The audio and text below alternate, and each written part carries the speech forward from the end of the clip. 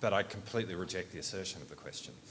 I mean, when we came to government, we inherited a lot of challenges associated with our Defence Force. We engaged in the biggest root and branch review of our strategic circumstances, of the state of our Defence Force, of the kind of Defence Force that we need to build. But there's been multiple reviews, Minister, and don't get me wrong, I'm not saying it started with you or with your government.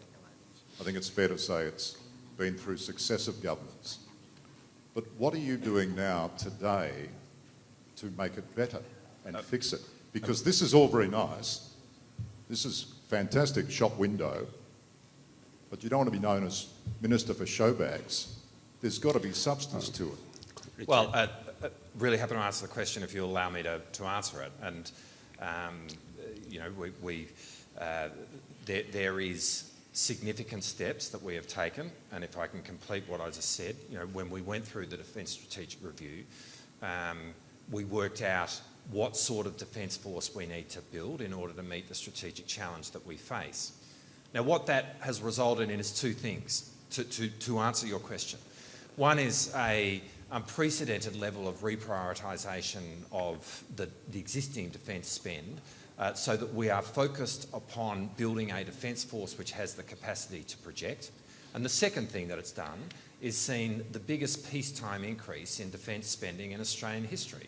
Now, that's the fact. But, I mean, I get that. That's voodoo mathematics. It's not voodoo. Well, you're not taking into account inflation or the rising cost of weaponry or the Australian dollar's performance against the greenback. All of those things have eaten into that budget. All of them are more expensive. Well, obviously, if you want to make a speech, you can do that. But the fact of the matter is, when you actually look at what we have done, we have taken into account all of the factors that you have just described, and it has given rise, even with all of that, to the single biggest peacetime increase in defence spending in Australia's history. Now, you know, that might fit whatever narrative you're trying to put to air, but that is in fact... But there's no narrative. There's no narrative. May I, Liam, excuse me, let's give the floor to others also to ask questions. That is in fact what has occurred. And the result of that is that we are seeing a surface combatant in terms of our fleet being brought into service 5 years quicker than what we inherited when we came to office. We are now seeing longer range missiles and missile manufacturing happening in Australia way ahead of what we inherited, such that that manufacturing is commencing this year. We're seeing significant steps being taken down the path of Australia acquiring a long-range submarine capability under the banner of AUKUS with our nuclear-powered submarine capability. We are seeing a much more amphibious army. We are seeing unprecedented investments in our northern bases, and I could keep going. In fact, all of these are happening, and it is about meeting the strategic moment that we face. Thank you very much. The last question will come from Ron Calunzod of Kyodo News. Good afternoon. Thank you for providing us a picture of how the Philippines and Australia would step up the two countries' defense cooperation by citing the envisioned enhanced defense cooperation agreement by next year. I'd just like to ask, is this going to be similar to the Philippines-US EDCA? Will this be a treaty or no. An executive agreement? No. It will not. It will not be like the EDCA, definitely. We will work on the appropriate arrangements as our forces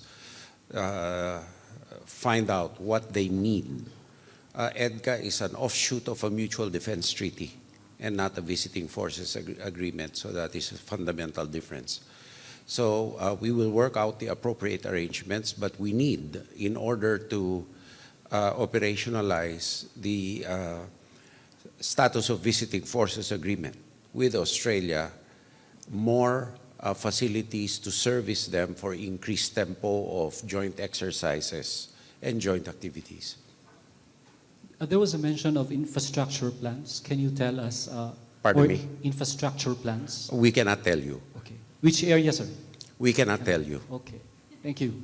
Thank you. Only China will benefit if we tell you. Well, that concludes our joint press conference this afternoon. We'd like to thank everyone from the media for coming, And we will now have a final photo op for our videographers and photographers.